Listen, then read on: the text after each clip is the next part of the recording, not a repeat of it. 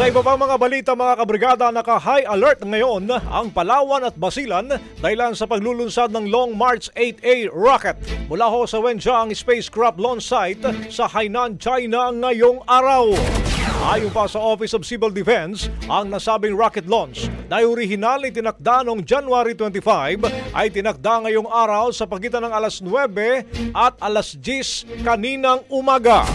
Bilang paghahanda, agad na naglabas ng abiso ang Office of Civil Defense hinggil ho sa 3 drop zones kung saan maaring bumagsak ang debris ng rocket.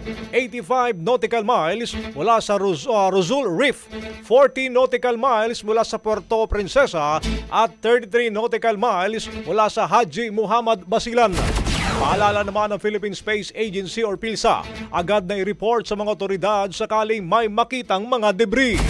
Huwag din itong lalapitan o hahawakan dahil may mga posibleng toxic substance. Rapido, Brigada Balita Nationwide. Ang bahaging ito ay hatid sa atin ng Maxan Mangosteen Santon Coffee. Max Healthy, Max Sarap.